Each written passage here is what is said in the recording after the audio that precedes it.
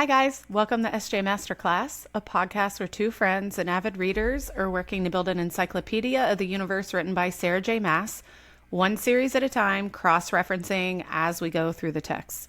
We're going to discuss themes, characters, plot points throughout the Maasverse, and go wherever the conversation leads us. This week we are reviewing chapters 26 through 31, A Court of Thorns and Roses. I'm Rev, one of your hosts. I'm an ER nurse, knitter, lifelong reader, and a dog mom. Hi guys, I'm Cat. I'm also one of your hosts. I'm an ER nurse by day, a cat mom, reader, and knitter the rest of the time. Each episode we're going to start with a brief review of the chapters that we're focusing on, and then we're going to get into the nitty-gritty details. This podcast will be extremely spoiler heavy for both ACOTAR and potentially the rest of Sarah J. Maas's works, so listen at your own risk. But we're excited to be a part of the best book club around and hope you enjoy coming with us. Rev, do you want to get us into the chapter summary for 26 through 31? I do want to do a chapter summary, but first, I want to do fancast. I want to do Feyre, Nesta, and Elaine. Okay. All right, I'm going to go first. Feyre is so obvious. I can't believe you didn't guess who this is, who I was going to choose. It's Jennifer Lawrence is Katniss in Hunger Games. I'm sending you the picture right now. You guys will be able to see these. We're going to post them on Instagram. Who is your favorite? And send me the picture now. So my favorite is Ciri from the Witcher series. They're not that much different. I mean, they're different, but like... They're not that much different. They're very similar. I can see it. Mm-hmm. Oh, that's so good. Wait, what's her name? Her real name gosh, her real name is Freya Allen. I just saw it. Her real name is Freya. She's literally made for this. She's made for it. My next one is blonde Nikki Reed from the Twilight series as Rosalie Hale. Oh.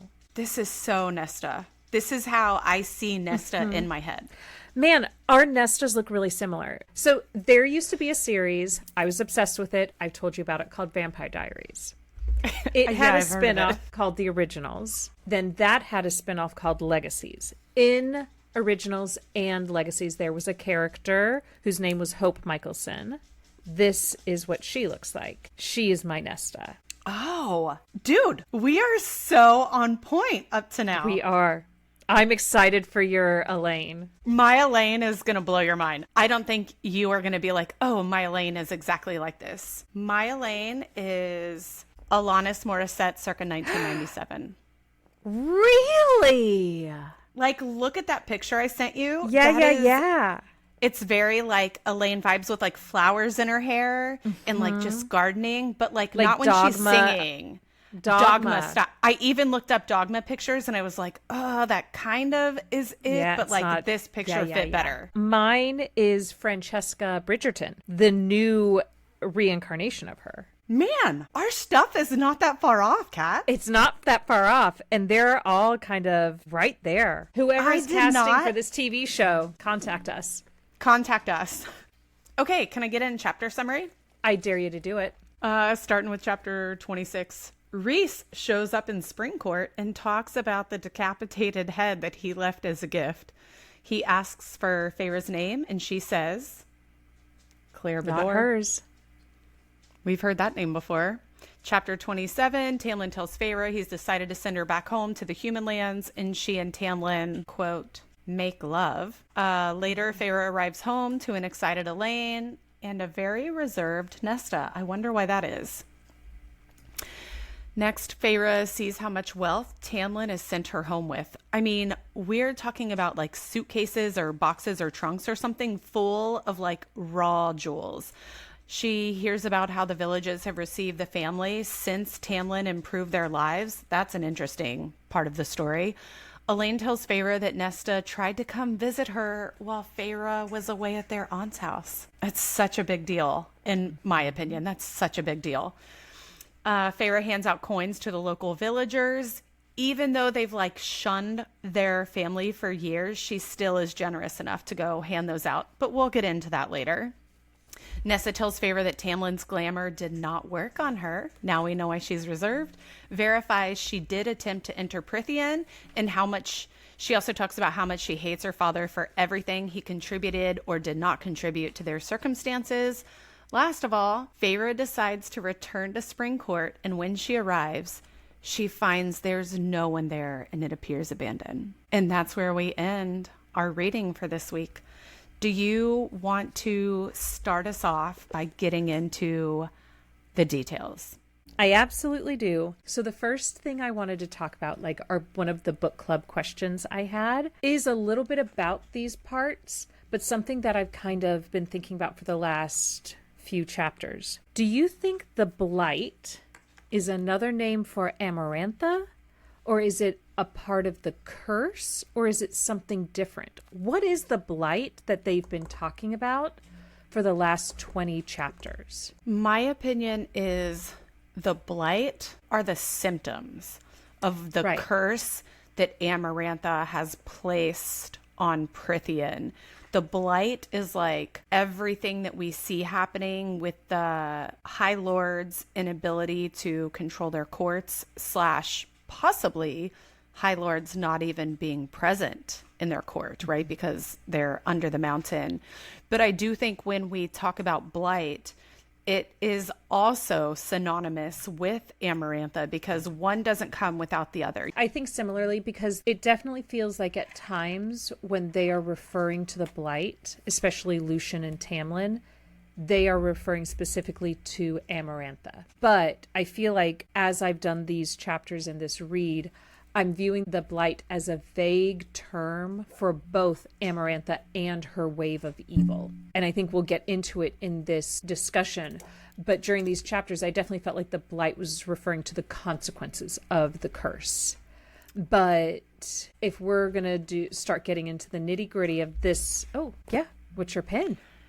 The reason I think that when they talk about the Blight, especially like you referred to Tamlin and Lucien, and it refers to Amarantha, it's because one of the symptoms of the Blight is Beauty and the Beast. They can't talk about Beauty and the Beast, so they just have to say the Blight as a large general term. I think that's why it also refers to Amarantha, because they can't really, by the rules of the game, talk about any of it. It's Fight Club. Mm-hmm.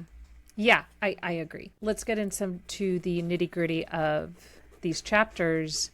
We have to talk about this first Tamlin Rhysand meeting. Let's just jump straight into chapter 26. Wow. Yeah. We learn so much about Tamlin and Rhysand and Lucien just in these interactions. First things we learn is that Rhysand and Tamlin have not seen one another in 49 years, which leans into Rhysand being under the mountain for 49 years. Something is different this year. He's able to come out. We learned that Tamlin and Rhysand used to be friends. He says something along the lines of, how do you think he learned how to get with the ladies, and how do you think he learned other things in war? And he threatens the lady of the Autumn Court, and Lucien stands down. That's the time when he falters. And we have this realization that Lucien very much loves his mother, even though he has been exiled from the Autumn Court. And later on,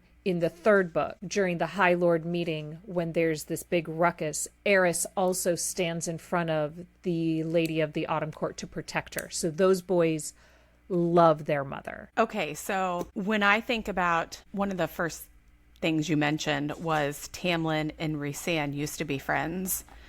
We know 400 level modern lit class. We know in the future we find out everybody killed each other's family and has souvenirs or whatever. But why are Rhysand and Tamlin not friends anymore?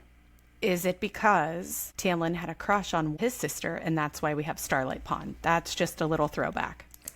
I feel like the reason they are not friends anymore is because Tamlin's father and Tamlin killed Rhysand's mom and sister. But which came first? We don't know. We don't know. Why would his dad have killed Rhys's sister?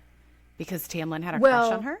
I think it's because they thought Rhysand was going to be there. Rhysand was late showing up, and instead they were already there. They killed the two of them, and that's why Rhysand and his father went and killed Tamlin's brothers and Tamlin's father.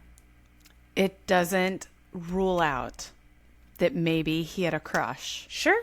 And that has something to do with it, because he wasn't supposed to be the ruler of the court. He was supposed to be a warrior. So you would think that would give him freedom to have a crush on or marry somebody less proper for the But High still Lord part of the of Supreme Court. the high level. It is the UK. I already have some other things I want to talk about that. But like, if you are royalty, or I think it's noble, she would still be appropriate because she's like a noble person born of high blood or whatever. And that goes with Lucien, because the problem that Baron sees with the woman that he fell in love with, she was a commoner.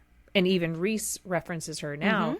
She was a commoner, and he's like, you certainly have a type. The other one of my points is talking about the relationship between Rhys and Tamlin. This is going to lead into another point, is how he makes Tamlin get down on the ground on his knees and beg. And he does it in front of Feyre.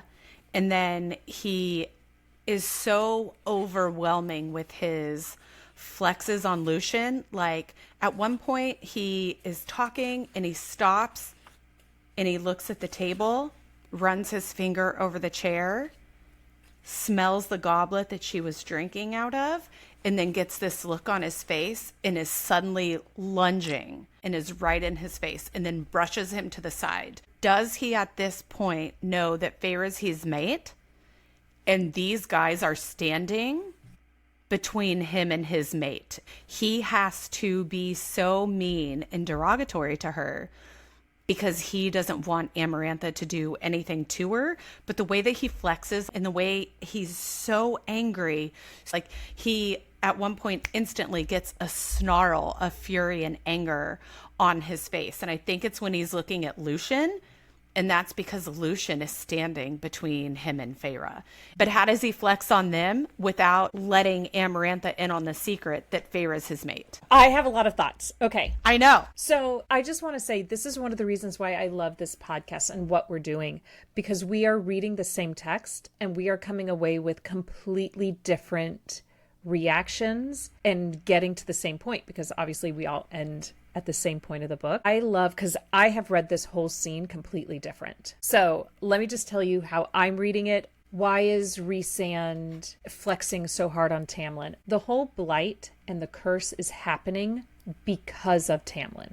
I think it was something like he refused to be with Amarantha. I think it was something like she wanted to be with Tamlin and he wouldn't do it. And then the curse was put on them. So all of the other High Lords are under the mountain. And this is the first time that Rhys and Tamlin have seen each other in 49 years. And he is playing around with a human. He can fix this curse, and he's not doing it. I don't think this is Rhys getting angry that Tamlin is with his mate, because as I've been thinking about this, part of the significance of when Rhys stumbles at the end of this book is because that is when he feels the mating bond. So I think he doesn't realize that she's his mate. He has dreams about her, but he hasn't made the connection yet until they're under the mountain and he has more interactions with her. I think the flex is because he can. He is the strongest High Lord even amongst those under the mountain, because Amarantha's given him more power. When we see the spark of anger that you were talking about against Lucien, that's when Lucien is trying to throw his weight. It's on page 236. So the quote is, "I was slaughtering on the battlefield before you were even born," Rhysand snarled. And then as quickly as he had come, he withdrew, casual and careless. This is one of the few times where we see the veneer slip. And he's like, I'm cool and controlled. As you said, I'm Amarantha's whore. Nothing can stick to me. But what we find out even later is he was fighting on the battlefield and he was fighting with the humans. He was fighting with Jurian. I think this whole scene is Rhysand's like, you are the reason we're in this situation. Do your job. Oh, you have this human. Do your job. But then the fact that Tamlin thought he was stronger than the strongest High Lord and was able to glamour him into not knowing Feyre was there, like the audacity of him. And that is just another point where Rhysand is like, really? You think to glamour me? Like, one of his main powers is mind games.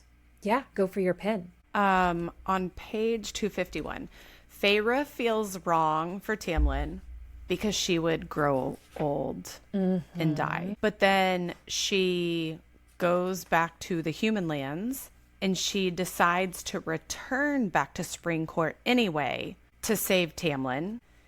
Remember we talked about when she was at Calamai and she felt the drums and the bond pulling her in? Does she actually return to Spring Court to save Tamlin? Or is it because she feels something inside about this mating bond, maybe doesn't realize it's Rhysand, and is misplacing that feeling on Tamlin and comes back because she's feeling that mating bond, that tug, just like it pulled her out to Calamai? I'm going to give you another option because this was one of my book club questions I wanted to ask. Of course. Do you think Feyre would have gone back to Prythian if Clare Beddor had not been killed? It's only after she finds out about Clare that she's like, oh, there's something going on with Tamlin. This is bigger than I thought. I have to go back. This was supposed to be my family. This is almost like the turning point, because I agree. She has the feelings that he's going to stay young. I'm going to get old. It goes back to what I was saying a couple of episodes ago, where this is that vampire trope, right? Like the conflict of vampire romances is one will get old and age and die. The other one will stay young forever. Essentially what's happening here. But she's been feeling this guilt and this pull. So maybe it is the mating bond, but we don't know what's happening with this mating bond because Rhys might not be feeling it. Feyre might, because there's something going on with Feyre, but it is Clare Beddor's death or disappearance that is the turning point for her. Yeah. The thing that happens at the same time that we are learning through these chapters about Clare Beddor's house being burned down, her family being killed, there's no survivors. And then that Feyre's thinking that might also happen to my family. At the same time, Nesta is talking to her about what their father did and did not do for their mother. And she points out, you would have gone to the ends of the earth for your High Lord. And so maybe Feyre has these feelings about her mate being there and doesn't understand that it is misplaced on Tamlin. So she goes back to save Tamlin. But really, when Nesta's asking her about, you wouldn't have let your High Lord do that, she doesn't understand the difference between the brain and the heart. The brain is thinking Tamlin, but the heart and the soul know that her mate is back there. And she's like, you're right. I will not be like my dad. I will not give up. I will not let this happen to my family. I will go back. I will save everything. It's like the Suriel said, stay with the High Lord. And he tells her later on, I told you to stay with the High Lord, which is another one of my book club book questions.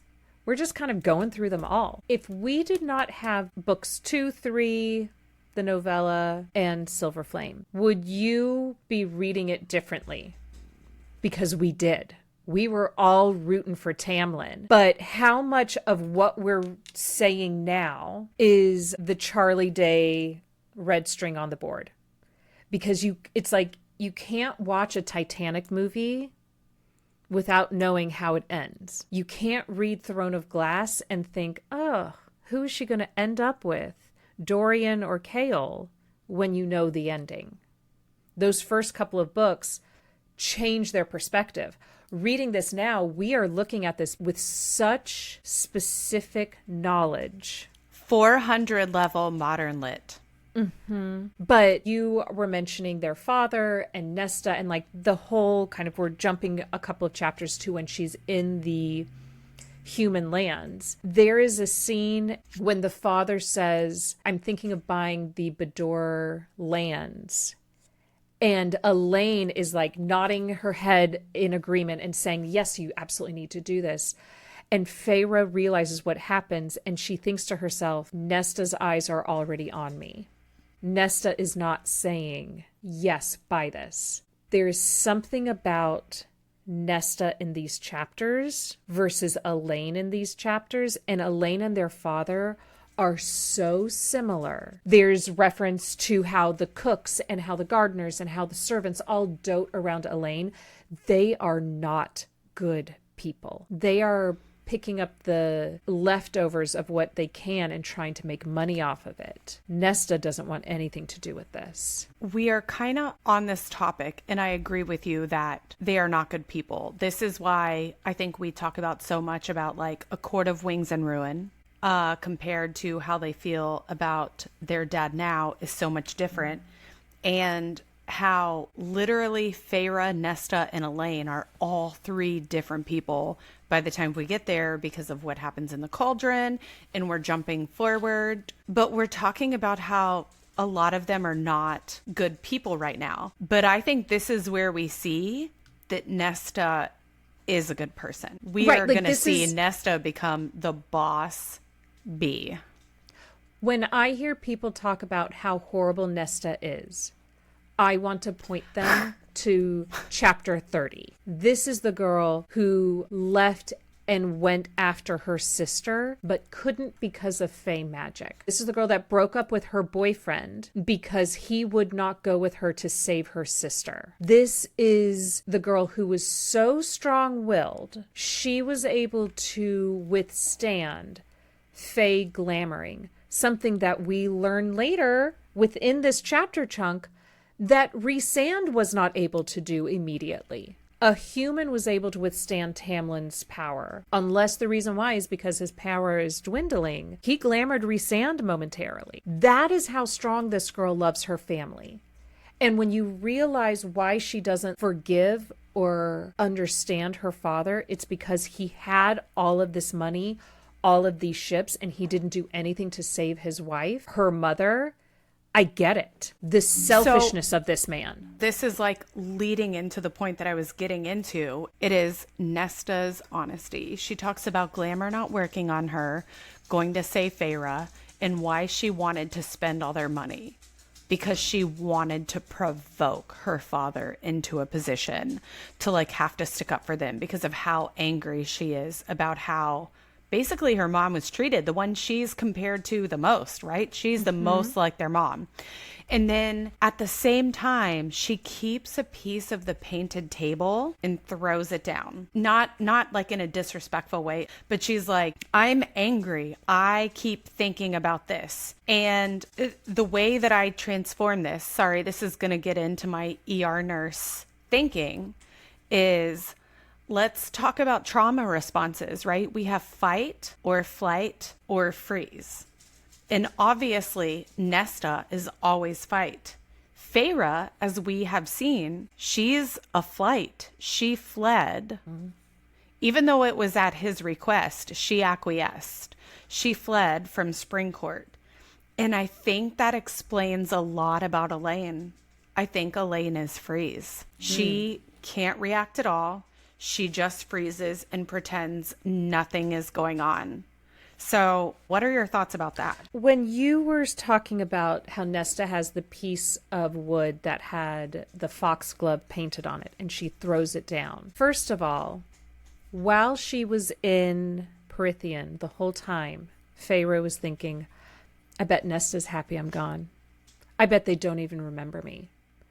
Remember how we were talking about what the bogey? No, is the puka. The puka turned into her sister's crying, and we had a debate about that.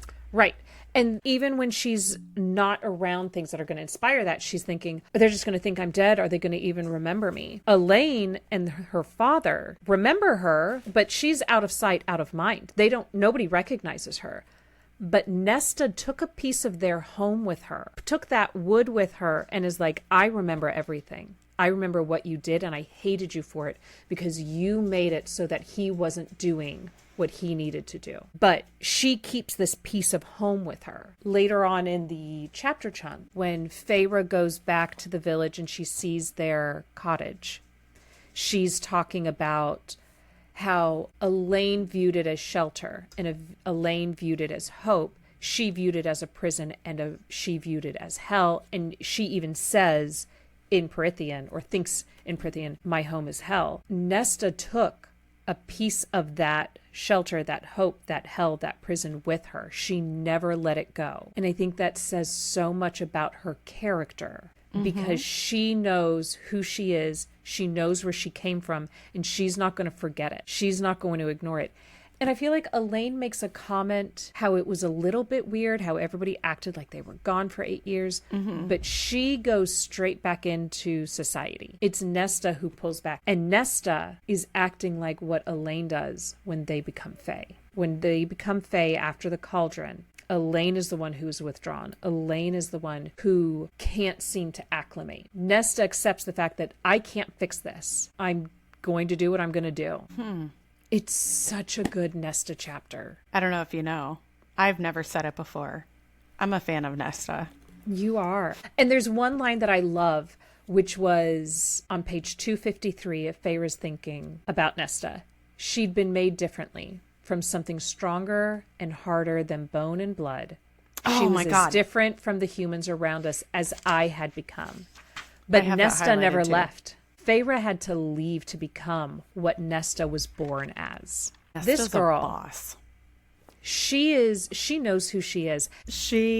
I have no words. I can't. This is such a good Archeron chapter, or this chapter chunk, because we learned so much about them. It was necessary for the author to do that, right? To go back home and touch base again after Feyre has had a little bit of growth of her character, to go back home and explore those relationships again as a more mature person. And then, even though it's still from Feyre's perspective, we get to learn a little bit more information about these characters that's a little bit more accurate, because she's a little bit more mature. Her Maslow's hierarchy, minimum needs have been met. She sees things in a little bit of a better light. So we are learning more about these characters true to themselves versus just from Feyre's not having any needs met perspective. I'll tell you what I wish we had gotten in Silver Flames is more of Nesta's history while Feyre was gone. Because even this part is all through Feyre's perspective, and we learn she wasn't right. The times when she's thinking, oh, I bet they're happy I'm gone. Oh, I bet they're never going to remember me. Nesta never forgot. Elaine and her father did, but Nesta remembered. Page 250, right? She blames Tamlin and Lucien for not being transparent. This is when Lucien is disappointed in Feyre that she didn't solve the B&B riddle as she's going home. She blames herself for not asking more questions. Like, why didn't I ask more? What changes her perspective here? I think it is, again, after Nesta's conversation on page 267, she realizes, as you mentioned before in a previous episode, she let herself go soft in Spring Court. No one forced that on her. But then she gets back to the human lands, and on pages 261 and 262, she's having to endure some stares from people who shunned their family and treated them like trash. And then she hears about the Clare Beddor household. Being in the human lands is what made her hard to start. Going to the Feylands, the Spring Court, is what made her soft again. By her choice. It didn't happen to her. Tamlin didn't do that to her. She goes back to the human lands, again, not her choice, and blooms again, gets that part of her back to herself that she comes back. That explains a little bit about Elaine and her father, which I hate both of them. We both know that. But is there some amount of explanation there of why they're both so soft and helpless, at least from here on out, that they've been glamored and they are just not strong enough people? They just kind of go with the flow and they're soft. I don't know. The only time Elaine realizes what is happening is when Feyre says, I went to Prythian, I did all these things, and then it's like a veil is lifted. And Elaine has the horses ready, has food prepped, but we don't see her father again. Her father is not there to see her leave. It's her two sisters. It's Nesta who says, Dad told you don't come back. I'm telling you don't come back. And it's a completely different understanding. And Elaine is the one who's still in that high society world, but she understands a little bit more about how they got there. We see Feyre make a point of going back to her forest. We see her going back to the cottage. And you're right, she has to kind of re-harden herself. She makes a comment about how she has a glow about her because the magic of Prythian is still on her. She hasn't fully left it until she starts talking to Nesta and realizes what's going on, or realizes who Nesta actually is. A little bit more about who Feyre really is. Thorns and Roses of the title is actively defined by SJM in a single chapter, just a couple pages apart. It's the same chapter that they're both mentioned. She talks about herself as the Thorns, then talks about him and his rose gardens. It's very obvious what SJM is talking about. I remember this topic being very clear in this book. I don't remember the names of the next books being talked about by the author so blatantly. I don't either. And do you think that is because it's the first in the series? She didn't know if it was going to go on. So, it's kind of like, when you watch a movie, or if you're reading Lord of the Rings, and it's not until they have the Council of Elrond that they say, there's only one Lord of the Rings. And you're like, there it is. That's what we're reading. We're watching. Do you think that that is what she's doing with this book, where she's being like, in this one chapter, you've got your court, spring court, your roses, your thorns, put it all together. I can't say this is a court of thorns and roses, but I can say this is a court of roses and she's the thorns, and he still loves her for it. Although I do want to pay attention to the next book and see, where does the mist come in? Where's the fury? What does the fury mean? What does the mist mean? And just be more attentive to that, because I've been so much more aware of what I'm reading while we're looking through the lens of the podcast. I want to see what that looks like for the next books. We've discussed at length about, is Tamlin faking? Or is Tamlin for real? And I want to turn to 243. This is where Tamlin sends Feyre home. And I think some of the details of this changed my mind about Tamlin faking 100% of the relationship. He takes on her treaty debt of life, and he also gives up on the B&B plot. And not only is he so committed to giving up on the B&B plot to save Feyre's life, he's so convinced of it that Alice is also willing to go along with it. On 249, Alice says, make the most of your freedom. She doesn't fight it.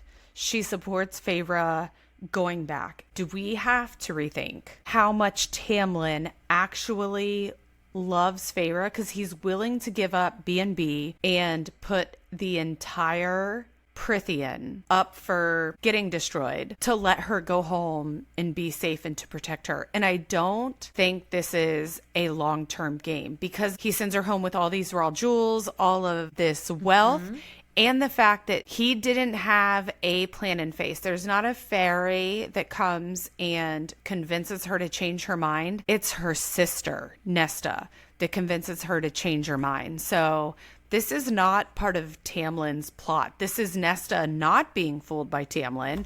This is Nesta telling her, don't be like our dad. You would fight for what you wanted. This has nothing to do with Tamlin. So Tamlin gave her up for her safety, not for the sake of B&B plot. Alice even went along with it, and we've discussed ad nauseum. Alice knows what the F is up. Go. I've got two things. How much of the Beauty and the Beast plot has he given up? Because part of Disney's Beauty and the Beast is the Beast lets her go to her father. He lets her go back to the village. That's when Gaston sees the mirror. I mean, it's kind of sticking with the Beauty and the Beast plot from Disney's perspective, which Sarah J. Maas is the right age. We all grew up with it. But I want to focus on when you talk about he took her life debt and he says, I don't care what they think. Who is they? The treaty? The treaty's not a they. Why is this suddenly like, he says it on 243. I've taken your life debt. If they have a problem with it, they can tell me. Who is they? Yeah, you're Amarantha? really right.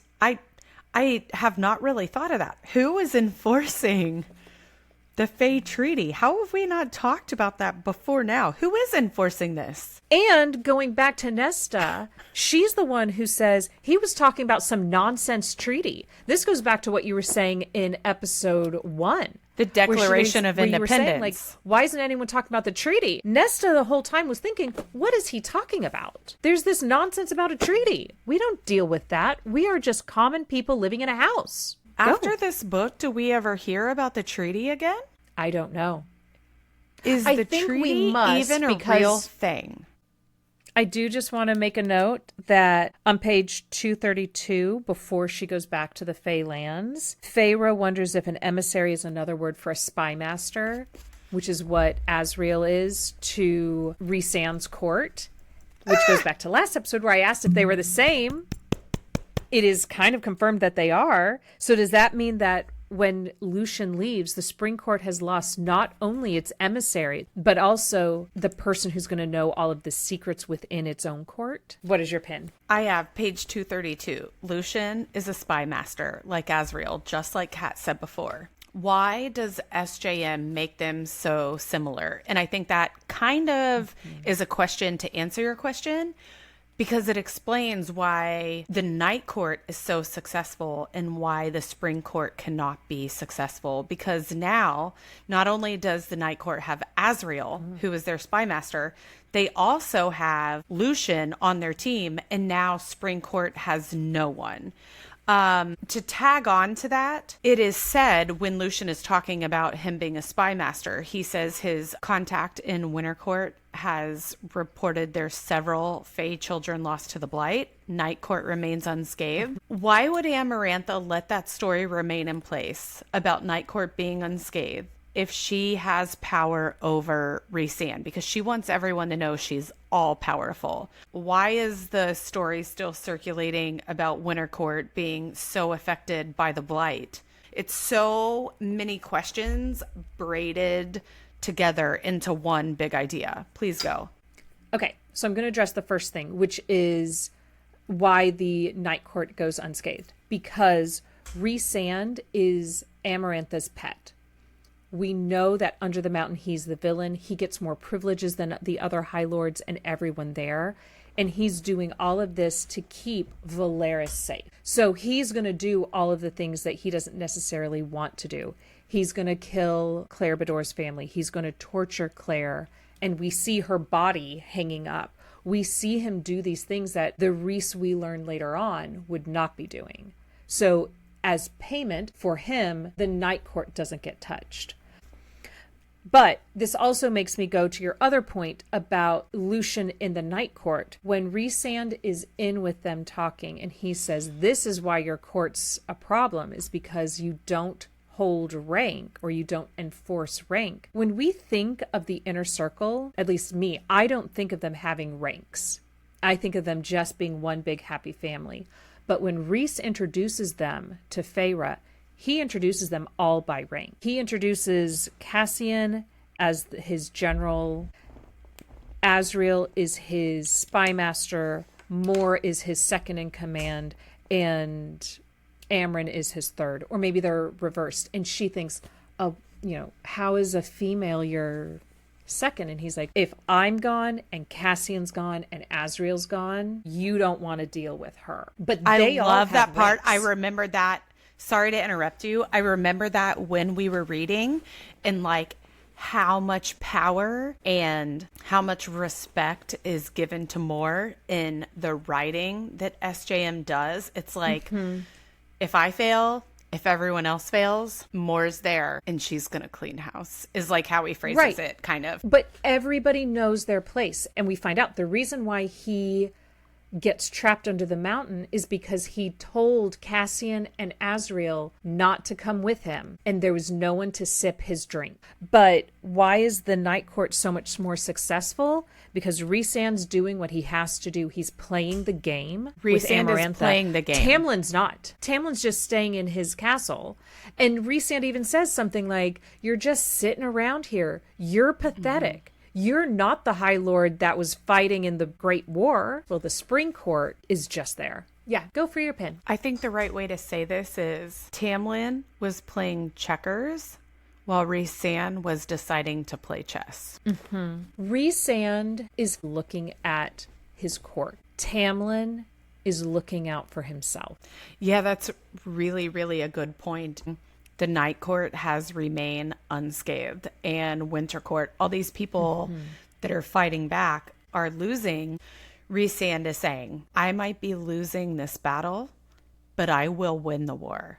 It's like when Lucien calls Tamlin Amarantha's whore, the first time we learn Amarantha's name. And Rhys is like, I might be her whore, but at least I have a warm bed, which is more than half of the people under the mountains. This is someone who's used to doing what he has to do for his court, and we don't see Tamlin doing it. That is why his court will never succeed. But while we're talking about the Winter Court and Lucien and the emissary, and we find out that the Blight has taken out 24 younglings and burned through their minds. This is why I was talking about the Blight earlier. When I hear it burned through their magic and tore their minds apart, that is Rhysand's power. Is he going to the Winter Court and killing these 24 younglings? Or is it a sickness that has taken over and done this to them? I don't think we ever find out, but an implication is there. I think that the courts have historically been at each other's throats for so many centuries. I think like nobody's perfect. Like if their leaders were also strong enough, then their leaders could have also figured out a way to play chess and not checkers. But I don't know, like Rhysand is also in a place where he's not getting to make his own decisions. Every now and then he can sneak something by Amarantha, but it's few and far between, and maybe this is why he approaches Tamlin the way he does. I wish you guys would have tried your best as hard as I'm trying my best, because then I wouldn't have had to kill your people. But I think also he's at year 49 of 50.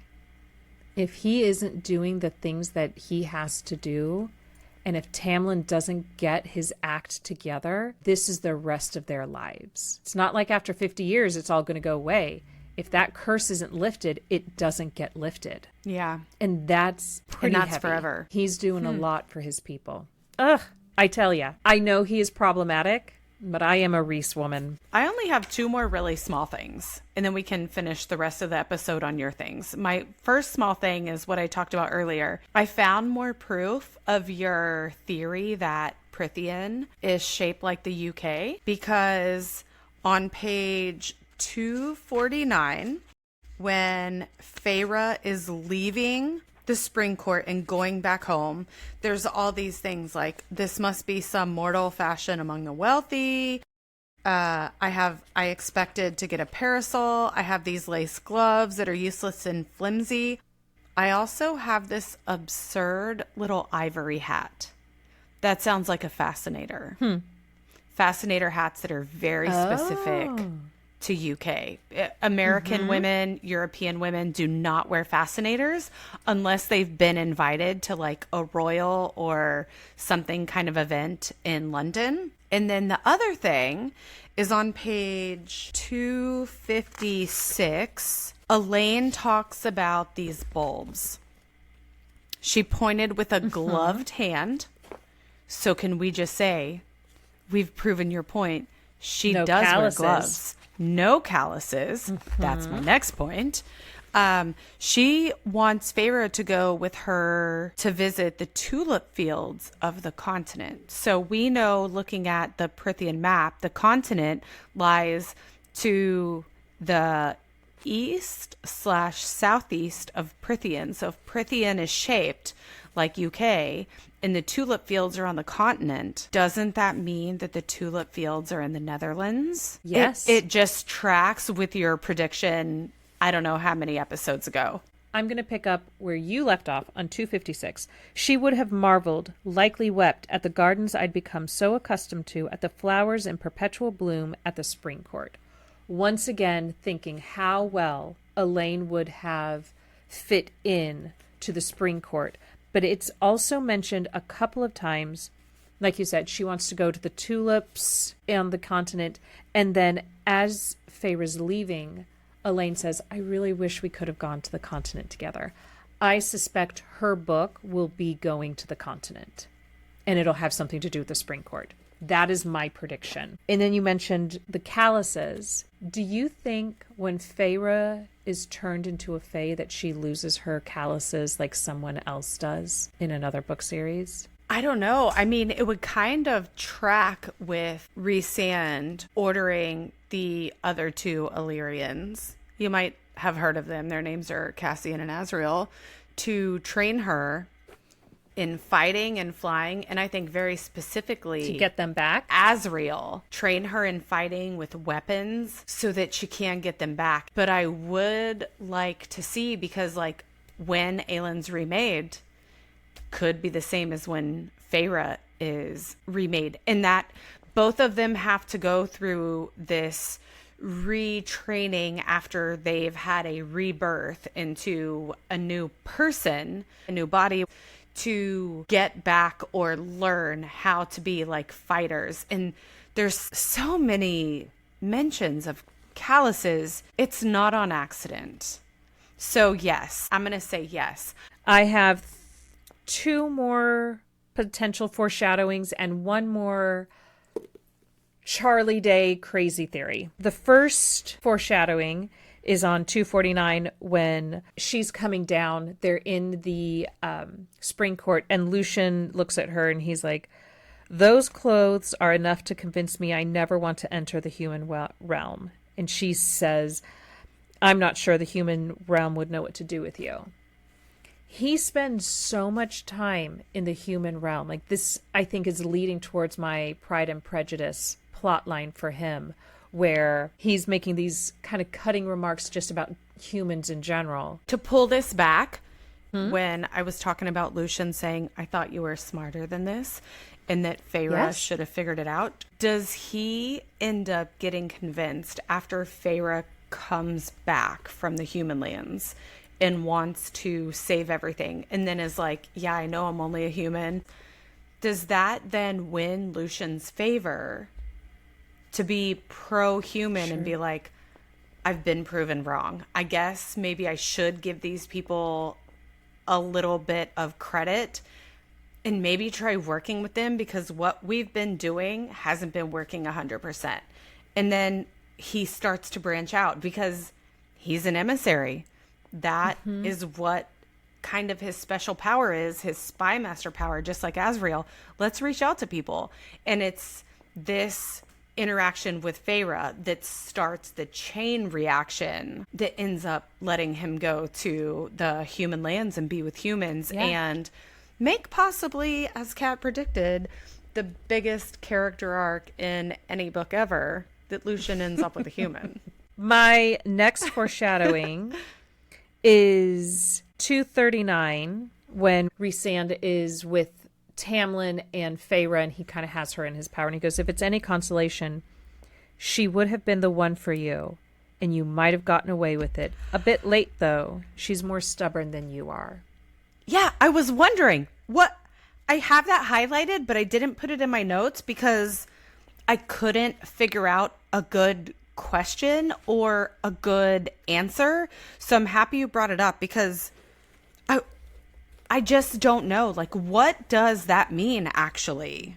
I feel like that lends towards him not knowing that she's his mate. But I also feel like that is Rhysand saying, you had it. In this conversation, he uses the word stubborn 3 times in this whole chapter. I don't know what that means, but it's worth noting. But he's saying she was the one.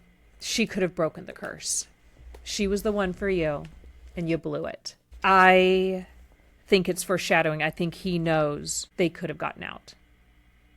And maybe they still will. I honestly think it refers back to him not doing the right thing by keeping Feyre in the palace, in the Spring Court, when Calamai happens. He's like, you could have gotten away with this, and you could have married her, and I would never have known. Because we also know that at one point, I think in the future, he says, if that's what you would have wanted, I would have let you be and let you been happy. Tamlin could have landed that, but he fucked it up. But he could have saved it for everyone. He would have let that continue to happen if it would have made Feyre happy. But on page 244, she's trying to convince Tamlin to let her stay, and he says, didn't you read between the lines today? What does he want her to know? Is it that Rhysand's more powerful than him? That Amarantha's more powerful than all of them? That there is more going on here? What is she supposed to have picked up in this whole interaction? I just feel like, I mean, like you said, people are playing checkers and people are playing chess. And when I see Rhysand saying, if it's any consolation, she would have been the one for you and you might have gotten away with it. A bit late, though. She's more stubborn than you are. I feel like that's him saying, you had it, you lost it, but also because I'm saying this out loud, maybe pick up what I'm saying. You could have fixed it, but you effed it up because you've been playing checkers this whole time. And I've been taking these losses battle after battle after battle. I'm willing to lose all these battles to win the war. I was willing to do for my people what I've been doing for the past 50 years, but you went ahead and effed it up. So guess what? Now I'm going for it. Now it's mine. Oh. I don't see him saying that. What I see is him being like, you had it and you lost it. But because I'm saying this out loud, maybe you can fix it. Because he doesn't say anything like, I'm going to go for it. The next thing he says is Amarantha's going to enjoy tearing her apart. But it's almost like he's giving his own little clue of like, she could have been the one. Her question should have been, the one for what? If she was smart and thinking, she should have been like, the one for what?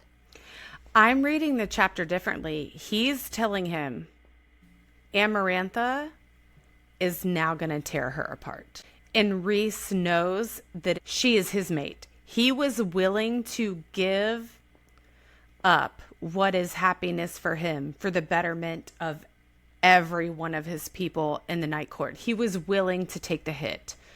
He's now saying, well, you know what? I'm going for it. You've possibly destroyed things for everyone. So I'm going to do this one little thing, and that is get her.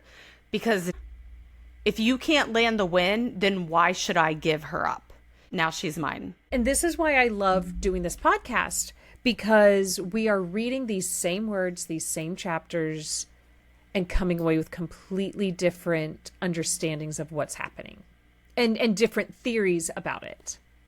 I do want to say one little thing.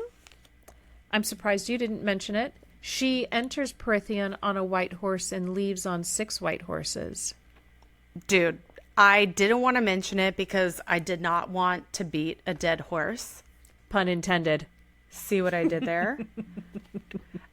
Because I just keep seeing it. Just kind of like at some point, when am I going to stop talking about calluses? Right. I just had to throw it out there. One of us did. Thank you. Mm-hmm. I think that's everything I got. Rev, do you have anything else? No, I think that finishes our episode. Next week, we're going to be reading chapters 32 through 35 of ACOTAR, and we get to meet Amarantha. If you like this episode, please like and subscribe below or wherever you get your podcasts. We can also be found on Instagram at SJ Masterclass, 2 A's in master, and by email at sjmasterclass@gmail.com. And we want to hear from you. What did you think of this episode? What did you think about our thoughts? Let us know in the comments below, or send us an email. Do you want to go edit and maybe grab some marks? I could go for a margarita right now. How about I see you in 15 minutes? See you then. Bye, guys. Bye.